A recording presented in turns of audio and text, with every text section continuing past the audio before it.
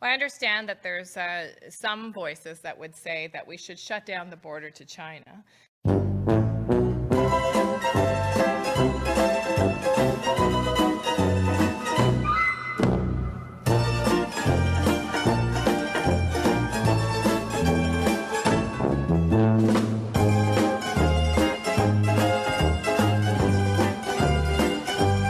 But I would say that Canada is following expert advice from the World Health Organization and working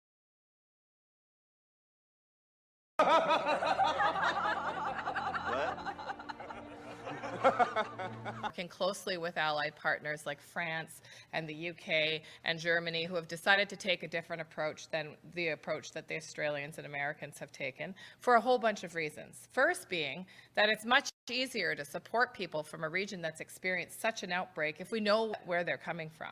And the evidence says that when you shut down a border like that, it gets much harder to actually detect where people are coming from, because people are determined to get into a country or return home, and they will find alternative routes to do so. Secondly, the long-term implications of shutting down borders is, one, they're not very effective in controlling disease, as in fact, they're not effective at all.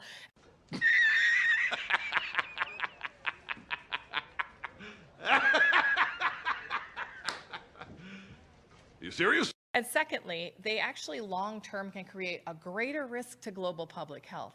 What? What the fuck? And here's why. China has been very open.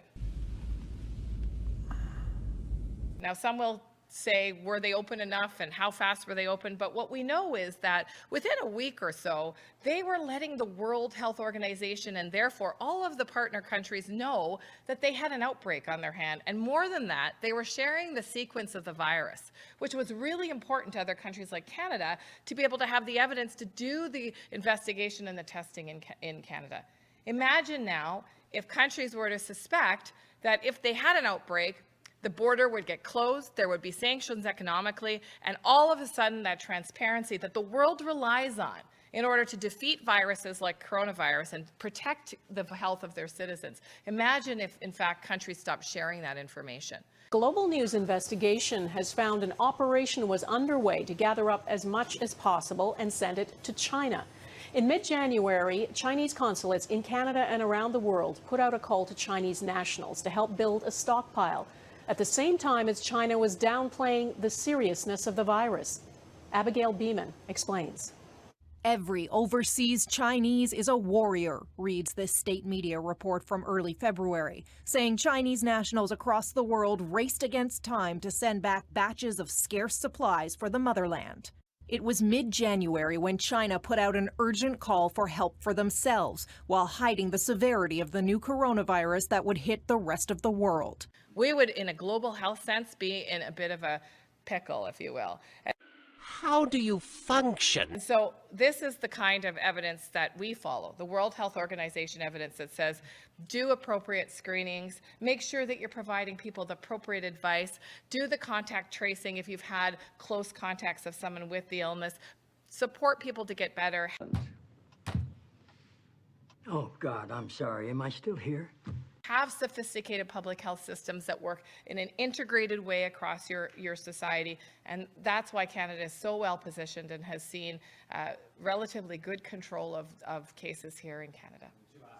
Minister, there's been a lot of criticism on the data that came out of the WHO and from China, especially that Canada trusted the WHO and that the WHO trusted China too much. Even Dr. David Naylor, who your government has appointed to lead a key committee researching a vaccine, said this cost us 2 to 3 weeks in preparation.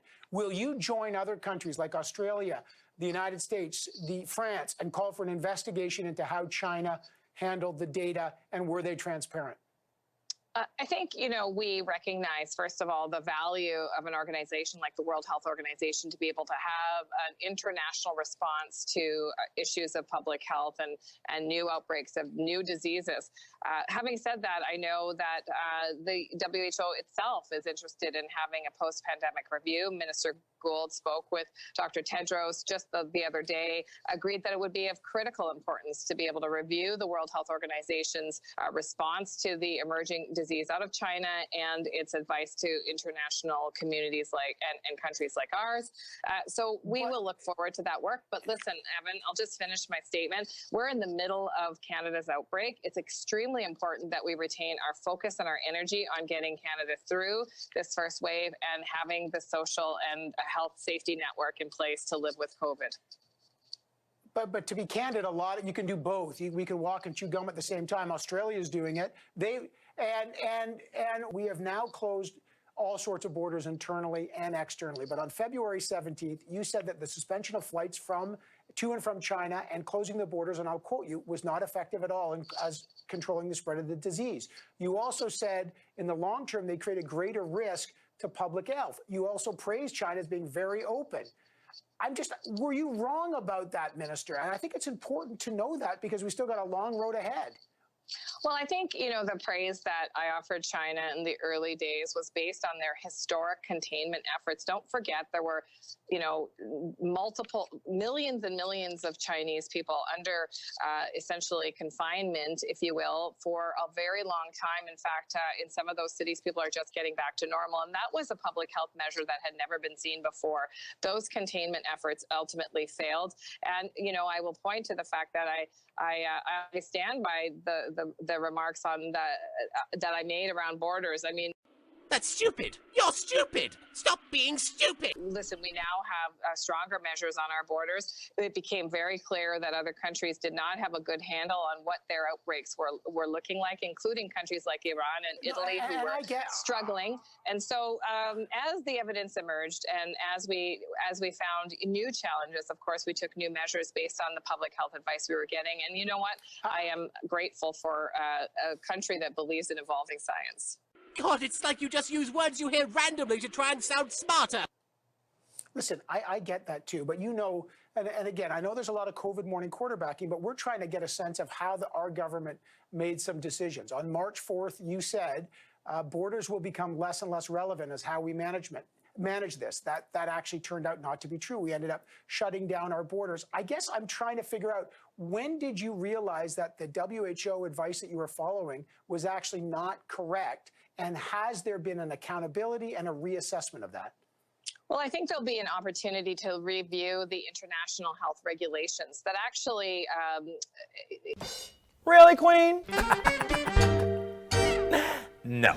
All countries, countries of the World Health Organization agreed to. These are regulations that actually mandate, or I shouldn't say mandate, but strictly guide countries in terms of what to do when there is an outbreak. And of course, I think the outbreak that we're facing now is one that we haven't seen in 100 years. So is there an opportunity to review those guidelines? Absolutely. And as I said, Minister Gould had a fantastic conversation with Dr. Tedros, and we remain open to reviewing the actions of the World Health Organization. But I will also reiterate that it's important that we do have a global response, because at some point we will have to resume international travel beyond cargo and essential workers, and we will need to all be working together as a world to eliminate COVID-19. I get that. I get that. But you and I both know that Canada had intelligence reports warning. New Zealand did. New Zealand did not follow the WHO advice because they knew from the SARS experience, which Canada had too, that this was going to be more serious, so they shut down things earlier. But just one last quick question. Today I just read an article, a report that said after Australia has criticized China and wants to investigate the transparency of China, the Chinese are threatening if they do that, they may stop shipping PPE. Is Canada worried that if we are too critical of China, they will retaliate? Is that why we're being so mute on the subject? I would just reiterate that this is a global pandemic and that we need to work together with countries all across the world to come up with global solutions.